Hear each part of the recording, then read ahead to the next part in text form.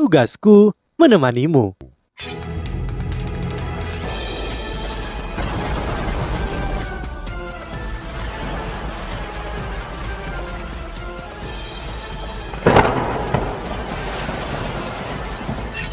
Hai sahabat Pasuk, kembali lagi bersama alur cerita versi novel Solen 2 Sekte Tang yang tak tertandingi.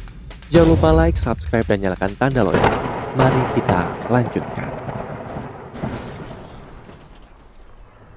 Tidak hanya ruangan tempat Yu Hao terdiam, semua peserta lelang juga benar-benar terdiam. Namun nafas mereka menjadi semakin berat dengan fakta yang ditunjukkan di depan mata mereka ini. Apakah itu benar-benar mungkin? Yu Hao bertanya pada Koko Tianmeng dan Permaisuri S. Permaisuri S tidak mengatakan apa-apa, tetapi Yu Hao merasa seolah-olah dia akan meledak setiap saat. Itu sangat mungkin. Jika embrio bisa dipadukan secara paksa, itu bisa menjadi jiwa bela diri, namun itu tidak akan mulus seperti kamu dan aku. Jika itu menjadi jiwa bela diri, embrio atau cikal bakal binatang buas masih akan mempertahankan sedikit kesadarannya. Pikirkan tentang ini. Apakah dia akan mau bergabung dengan sukarela? Meskipun tidak selalu menimbulkan masalah, itu pasti bukan hal yang baik. Yu Hao mengangguk dan bernafas lega. Dalam hatinya dia tidak memiliki kesempatan untuk mendapatkan item ini. Dia sudah memiliki 3 jiwa bela diri. Putri Jiuju tersenyum dan melanjutkan, "Para tamu yang terhormat, tolong jangan khawatir. Jika gagal menyatu dengan ini, maka binatang jiwa pasti akan mati. Selanjutnya cincin roh dan tulang roh 100.000 tahun akan muncul. Yang ingin melebur dengan embrio ini setidaknya haruslah seorang Doulo jiwa 8 cincin. Tentu saja, jika tidak kuat, altar penyegel dewa cukup kuat untuk menyegel ruang dan waktu. Dengan itu, selama tidak membukanya dengan mantra khusus, binatang roh ratusan ribu tahun itu masih ada di dalamnya. Bahkan setelah 1000 tahun atau bahkan 10.000 tahun itu tidak akan rusak. Namun ini juga menciptakan masalah tersendiri. Siapapun yang membeli binatang roh ratusan ribu tahun ini juga harus membeli alat jiwa kelas 9 ini. Itu diperlukan untuk memelihara embrio ini. Kami akan memberikan waktu 30 menit untuk merenungkannya. Kami mengizinkan para tamu untuk menawarkan jaminan. Karena objek ini belum pernah terjadi sebelumnya dalam sejarah. Kekuatan seseorang pasti akan sangat meningkat. Jangan lewatkan kesempatan ini. Guru Wangyan mengangkat talisnya. Harta karun ini menarik, tidak diragukan lagi. Namun orang-orang dari Shrek semua memiliki pandangan tidak berdaya di mata mereka. Harganya pasti akan sangat tinggi. Bahkan jika Shrek ingin membelinya, itu akan membuat masalah besar dalam keuangan mereka. Pada saat ini, Ma Xiaotao akhirnya memainkan perannya sebagai pemimpin tim. Dia bertepuk tangan dan menarik perhatian semua orang padanya. Tidak apa-apa, Shrek tidak perlu memiliki semua barang. Tidak diragukan lagi, barang ini bagus tapi harganya terlalu mahal. Bagiku item ini dinilai terlalu tinggi.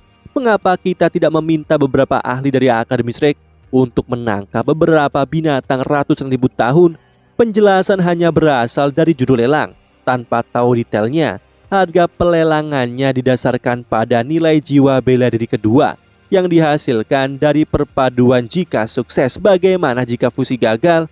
Mari kita nikmati pertunjukannya, oke? Dayu Heng kembali sadar ketika dia menganggukkan kepalanya dan berkata, "Xiaotao benar, ini adalah harta yang kita temui tetapi mungkin tidak miliki.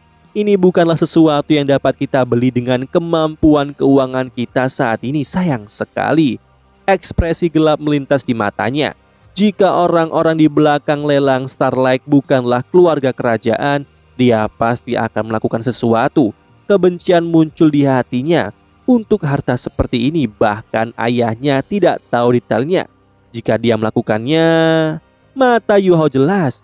Dia tidak memiliki keinginan untuk cikal bakal atau embrio binatang 100.000 tahun ini. Hatinya juga jauh lebih tenang. Dia menoleh untuk melihat Wang Dong. Yang mengejutkannya adalah Wang Dong sedang makan buah dari meja. Dia bertindak bahkan lebih santai darinya. Yu Hao berkata dengan suara rendah, Apakah kamu tidak memiliki keinginan sedikit pun untuk itu sama sekali?" Wang Dong menggelengkan kepalanya dan berkata, "Tidak." Ketika Ma Xiaotao mendengar mereka, Dia tidak bisa menahan diri. Kalian berdua sudah menjadi master jiwa dengan jiwa bela diri kembar. Keinginan apa yang kamu miliki? Tahukah berapa banyak master jiwa dengan jiwa bela diri kembar yang ada di benua ini? Saya bisa menghitungnya dengan satu tangan. Bahkan untuk sekolah kita belum pernah melihatnya selama lebih dari 400.000 tahun. Namun sekarang muncul 3 sekaligus. Pada saat ini, sebuah ketukan datang dari pintu. King Ya berdiri dan membuka pintu dengan izin Guru Wang Yan. Pintu terbuka, dan yang pertama masuk adalah Putri Jiu Jiu. Orang di belakangnya tidak lain adalah Kaisar Kekaisaran Starlo. Ketika melihat siapa mereka, King Ya terkejut. Dia mundur beberapa langkah dan berlutut dengan satu kaki. Kedua pelayan di sebelahnya juga berlutut. Orang-orang dari Shrek pernah melihat Kaisar di Starlo Plaza. Sekarang mereka memandangnya dari dekat. Mereka semua tercengang. Hanya Dayu Heng yang melompat dari sofa dan berlutut dengan satu kaki saat dia berkata dengan hormat yang mulia. Kaisar Starlo mengangkat tangannya dan berkata, "Bangkit. Ini adalah lelang dan kamu adalah tamu. Aku adalah tuan rumahnya. Tidak perlu formalitas, Yu Heng. Ayahmu adalah kakakku. Kamu harus memanggilku paman. Kenapa kau bersikap begitu formal?" Baru kemudian tim dari Shrek semua bangkit dan memberi hormat kepadanya. Tetapi bukannya berlutut, mereka hanya membungkuk. Bagaimanapun, mereka milik Akademi Shrek yang posisi dekannya menyaingi Kaisar. Adalah salah untuk menunjukkan terlalu banyak rasa hormat. Setelah Guru Wang Yan membungkuk, dia berseru kaget, "Yang mulia, apa yang kamu lakukan?" Dengan datang Kaisar telah mengungkapkan statusnya sebagai kekuatan di balik pelelangan ini. Kaisar tersenyum dan berkata, "Saya di sini untuk melihat kalian semua. Saya ingin melihat siswa Shrek untuk waktu yang sangat lama. Saya telah melihat kalian bersaing di setiap babak. Meskipun ada beberapa kecelakaan pada tim resmi Akademi Shrek, penampilan tegas baik dari kekuatan dan bakat telah meninggalkan kesan yang mendalam padaku. Silahkan duduk yang mulia." Guru Wang Yan berkata sambil memberi isyarat dengan tangannya. Kaisar Starlo menggelengkan kepalanya dan berkata, "Tidak, terima kasih. Kalian telah melihat betapa mengejutkannya objek ini. Aku masih harus ada di sana untuk berjaga-jaga terhadap mereka yang mungkin menyembunyikan niat jahat. Berbicara tentang objek ini, aku benar-benar tidak tahan untuk melelang item ini. Namun pengeluaran kekaisaran agak tinggi, dan yang bisa kulakukan hanyalah menyerahkan apa yang kusuka pada kalian hari ini. Selain melihat kalian orang-orang berbakat, aku juga ingin mengucapkan terima kasih atas peringatan selama lelang tulang lengan kiri Kalajengking Giok S. Ini telah membantu menjaga kepercayaan semua orang dalam pelelangan kami." Putri Juju berkata, "Baru saja di bawah mediasiku, kami membeli tulang roh lengan kiri Kalajengking Giok S sendiri. Namun untuk mencegah timbulnya masalah kepercayaan lagi, item ini tidak lagi dapat dijual. Untuk berterima kasih kepada Akademi Shrek atas pengingat tepat waktu, kami telah memutuskan untuk memberikan tulang lengan kiri Kalajengking Giok S sebagai hadiah. Jika Akademi Shrek dapat menjadi juara dari turnamen benua, maka kami akan memberikan tulang lengan kiri Kalajengking Giok S ke akademi kalian sebagai hadiah tambahan. Tentu saja kami berharap kalian dapat merahasiakan masalah ini." Guru Wang Yan dan semua orang dari Akademi Shrek terkejut. Mereka tahu nilainya. Itu merupakan barang yang sangat berharga, sementara yang lain mungkin tidak bisa menggunakannya. Ini sangat berharga bagi Yu Hao. Nilainya melampaui tulang roh lengan kiri cahaya emas Wang Dong. Hutang terima kasih ini memang sangat besar ke titik di mana Guru Wang Yan bahkan tidak berani menerimanya. Kaisar Starlo menyeringai pada Yu Hao dan berkata, "Pelindung Douloku memberitahuku bahwa kemungkinan kamu memiliki jiwa bela diri tipe S dengan S pamungkas. Jadi tulang roh ini cocok untukmu.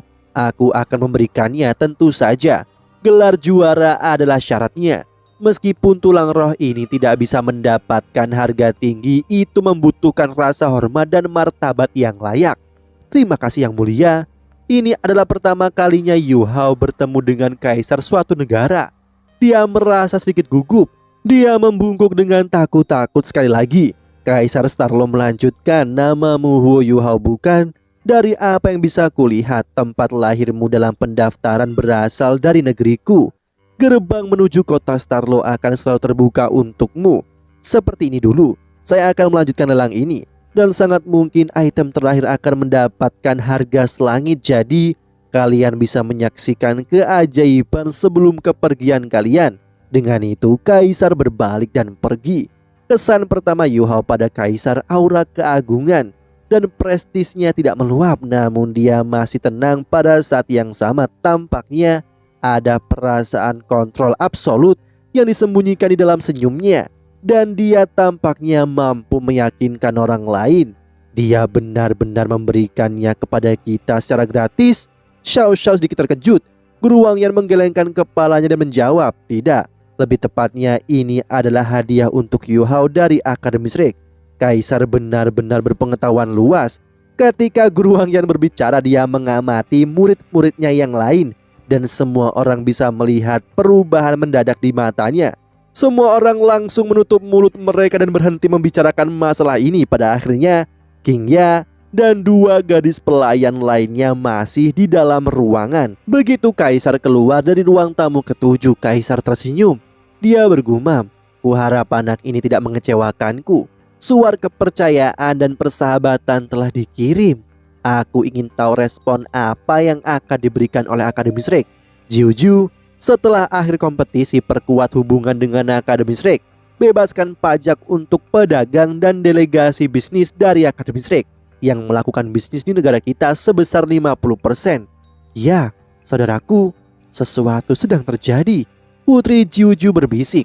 Kaisar Starlo menganggukkan kepalanya, tetapi tidak bertanya apa-apa dan sebaliknya berjalan kembali ke ruang lelang pertama. Setelah pintu ditutup, hanya mereka berdua yang tersisa di ruang tamu pertama. "Kamu bisa bicara sekarang," Kaisar Starlo memberi isyarat kepada Putri Jiuju. Putri Jiuju menjawab, "Target telah mengambil umpan dan mulai menjual alat jiwa kepada kita untuk jumlah uang tunai yang sesuai. Ketika kita mengusulkan untuk mengurangi biaya pemrosesan untuk produk yang diproduksi oleh Aula Kebajikan yang termasyhur sebesar 10%, mereka berdiskusi singkat dan mengeluarkan sebagian alat jiwa dari Aula Kebajikan yang termasyhur. Sukses sekali." Kaisar Starlo tersenyum dan berkata, "Ini sesuai dengan perkiraan kita. Cicit kepala Aula Kebajikan yang termasyhur adalah individu yang paling luar biasa dalam sejarah Kekaisaran Ryu. Jika mereka bisa menyelesaikan penggabungan embrio, itu akan seperti ceri pada kue. Bagaimana mereka akan melepaskan kesempatan seperti itu? Dalam hal kekuatan finansial, Aula Kebajikan yang termasyhur dapat dianggap sebagai nomor 1 di benua ini. Jiuju, setiap alat jiwa yang diperoleh dari Aula Kebajikan yang termasyhur segera kirimkan ke laboratorium penelitian." Ya, ada sedikit kelicikan di mata Putri Jiuju saat dia berkata, "Mari kita berharap mereka mencari master jiwa kelas 9 ketika mereka kembali." Kaisar Starlo berkata, rencana ini bisa dikatakan mulus. Setelah berakhirnya lelang, sampai 3 bulan kemudian, umumkan pencarian untuk mencuri harta dari Aula Kebajikan yang termasyhur ke Asosiasi Petualang, dan hadiah akan menjadi 100 juta koin emas. Tidak peduli seberapa berbakat cicit buyut dari kepala Aula Kebajikan yang termasyhur, sangat kecil kemungkinan dia akan menyelesaikan penggabungan dalam waktu 10 tahun. 10 tahun sudah cukup untuk mengubah banyak hal dan membuat lebih banyak kesempatan. Putri Jiuju terkikir dan menggoda, "Aku sadar bahwa kau semakin licik, kakak." Mata Kaisar Starlo menjadi sedikit kusam. "Jika kita memiliki kekuatan yang cukup, kita tidak akan menggunakan metode seperti ini. Menurut kecerdasan kita, penelitian Aula Kebajikan yang termasyhur tentang alat-alat jiwa telah mengalami banyak terobosan. Jika kita tidak menahan mereka sekarang, tidak butuh 10 tahun bagi Kekaisaran Ryu untuk mengambil tindakan drastis, dan kita masih jauh dari kata siap." Putri Jiuju berusaha menghibur kakaknya. "Ini bukan salahmu, saudaraku. Kamu sudah mencoba yang terbaik. Satu-satunya perbedaan adalah dalam hal meneliti dan mengembangkan alat-alat jiwa.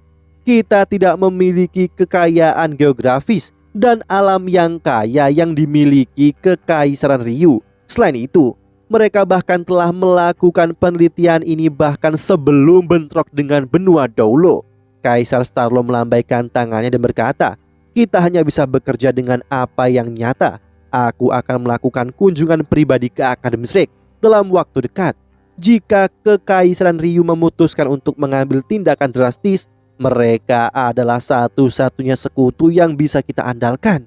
Apa tanggapan dari sekte kuat lainnya? Putri Jiuju menjawab semua orang telah menanggapi, dan dua dari mereka sudah mengambil keputusan. Mereka telah memberikan banyak hal kepada kita. Perkiraan konservasi dari pendapatan langsung kita dari lelang ini haruslah lebih dari 50 juta koin jiwa emas. Jumlah uang ini cukup untuk membeli banyak hal dari Kekaisaran Ryu melalui agen kita. Jejak cahaya dingin berkedip di mata Kaisar. Cobalah untuk memicu percikan di antara mereka sebanyak mungkin. Ya, 30 menit telah berlalu, dan itu cukup bagi banyak orang untuk menyelesaikan banyak hal. Harga pembuka embrio adalah 100 juta koin emas. Putri Jiuju mengklaim bahwa harga pembuka ini belum pernah terjadi sebelumnya di lelang Starlight dan mencetak rekor sejarah. Peristiwa selanjutnya hanya bisa digambarkan sebagai kejam dan sengit. Tiga pihak memasuki pertarungan sejak awal. Harganya naik terus dan dengan cepat mencapai 130 juta koin emas. Pada saat ini jumlahnya berubah tiba-tiba. 150 juta koin emas. Seorang telah menambahkan 20 juta koin emas dalam sekali jalan. Seorang pemuda berdiri di depan layar jiwa di ruang tamu kedua dengan tinjunya yang rapat. Aku ingin melihat siapa yang akan bersaing denganku sekarang. Ada sekitar selusin orang duduk di sofa di belakangnya, dan ekspresi semua orang sedikit berbeda. Beberapa terlihat iri, beberapa memiliki wajah yang acuh tak acuh, dan beberapa bahkan cemburu. Sementara yang lain jelas tidak senang. Jika orang-orang dari Akademi Shrek ada di sini, mereka akan langsung mengenali identitas mereka. Siswa-siswa dari Akademi Teknik Kekaisaran Ryu, dan pemuda itu adalah Xiao Hongchen. Alis Penatua Wu terjalin erat. Tidakkah kamu berpikir kamu menaikkan harga terlalu tinggi? 20 juta koin emas dalam satu penawaran? Xiao Hongchen menggelengkan kepalanya dan mencibir. Ini dimaksudkan untuk menakut-nakuti pesaingku sehingga mereka akan takut untuk terus menawar. Jika kita menggilingnya perlahan, harganya mungkin malah menjadi lebih tinggi. Marulong menurunkan suaranya dan berkata, apakah benar-benar layak untuk menghabiskan begitu banyak uang hanya untuk satu hal? Emosi Xiao Hongchen sudah dipengaruhi oleh embrio binatang roh ratusan ribu tahun, dan ia hampir dalam keadaan histeris. Dia tidak berpikir dua kali dan berkata, tentu saja itu sepadan. Aku juga tidak menghabiskan uang akademi. Aku akan bisa mendapatkan jiwa bela diri kembar atau tulang roh dan cincin roh 100.000 tahun dengan harta berharga semacam ini, sehingga memajukanku. Ini adalah kesempatan yang datang sekali. Bagaimana bisa membiarkannya lewat dari jari-jariku? Wajah Marulong langsung berubah lebih gelap, tetapi Penatua Ma memelototinya, dan dia tidak mengatakan apa-apa lagi. Di ruang ketiga, dua orang marah dengan peningkatan nominal tiba-tiba ini. Mereka menggunakan cara licik dengan menghipnotis seorang juru lelang untuk mencari informasi. Kita harus mencari tahu siapa ini. Jika kita tidak bisa mendapatkan item ini untuk tuan kecil kita, kita setidaknya harus mencari tahu di mana kita harus mengambilnya. Situasi serupa juga terjadi di beberapa kamar tamu, hanya berbeda metode. Dengan kerjasama rahasia dengan rumah lelang Starlight, bagaimana identitas para anggota Akademi Teknik Kekaisaran Ryu dapat tetap dirahasiakan seperti yang diharapkan. Mereka semua takut denganku. Xiao Hongchen mendengus dan menoleh ke arah Penatua Ma. Kemudian dia berkata, Penatua Ma, harta ini adalah masalah yang rumit bagi kita. Keamanan kita tidak dapat dijamin selama proses serah terima dan pengambil alihan di lelang ini.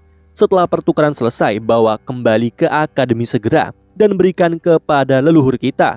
Setelah memasuki aula kebajikan yang termasyur, mari kita lihat siapa yang berani menyembunyikan niat jahat. Penatua Ma mengangguk dan berkata, seharusnya begitu. Kita harus tetap berusaha sebaik mungkin untuk tetap tidak menonjolkan diri. Sangat jarang item lelang yang bernilai ratusan juta dalam sejarah benua. Aku akan kembali melalui lorong rahasia di kota Starlo.